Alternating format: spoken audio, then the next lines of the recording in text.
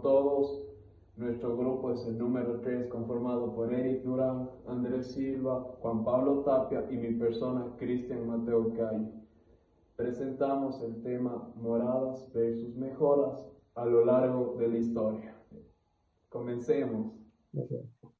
Bueno, amigos, como estuvimos leyendo el capítulo número 3, ¿no? Que trataba sobre moradas y mejoras. Y como nos percatamos que decía sobre la revolución industrial del siglo XVIII, se pudo comprobar que había un perfeccionamiento que era casi milagroso sobre los instrumentos de producción, que como nosotros sabemos, en ningún otro lugar la filosofía liberal, que es la principal que habla, ha conocido un fracaso más patente, que fue en su incomprensión del problema del cambio. Pero bueno, nosotros, como se leyó ahí, que era para valorar el cambio, lo único que se recurría constantemente era el sentido común, con una pequeña solicitud mística que se aceptaban resignadamente algunas consecuencias de la mejoría económica. Bueno, quisiera que alguien me ayude así como con una duda que tengo, que dice, ¿con qué se fusionó el gran principio constitucional? Claro, el gran principio constitucional se fusionó con la revolución política y esto desposeyó a la corona, que en esta época había perdido casi todas sus facultades creadoras, mientras que su función de protección ya no era esencial para un país que había sobrevivido a la tempestad de la transición. Bueno, Además, compañero, no sé si creas pertinente resolver una duda que tengo. ¿Cuál fue el corazón de la revolución industrial?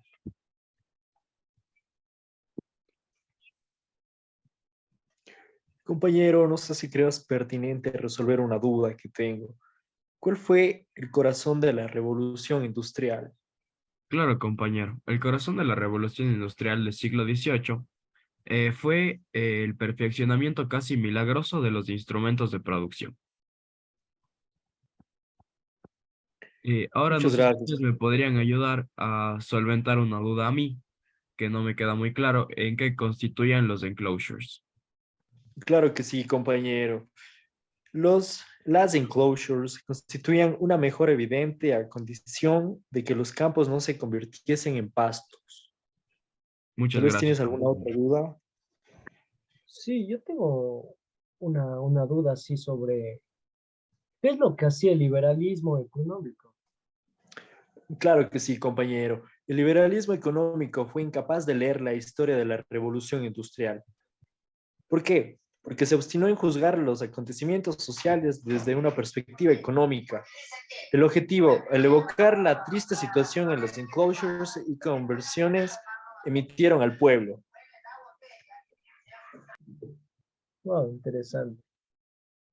¿Ustedes tienen alguna duda sobre esto que me puedan hacer o alguna pregunta? Sí, mi querido compañero, yo tengo una duda. ¿Qué pasó con los historiadores en el siglo XIX? Bueno, como les voy a dar un pequeño contexto más o menos. Como bien se sabe, los historiadores del siglo XIX eh, han sido unánimes a la hora de condenar esta política, porque considerándola bien, in- incluso claramente se reaccionaría por sus empatías que se decataban naturalmente al lado del Parlamento, ya que esto había tomado partido por los que cercaban las tierras. Y eso se Muchas Además, considera, gracias, querido compañero. una, una pregunta adicional. Tal vez me podrías responder quién era Gibbons y qué hacía. bueno, Gibbs era una persona que era amiga de un sujeto ardiente, por decirlo así, una expresión normal, ¿no?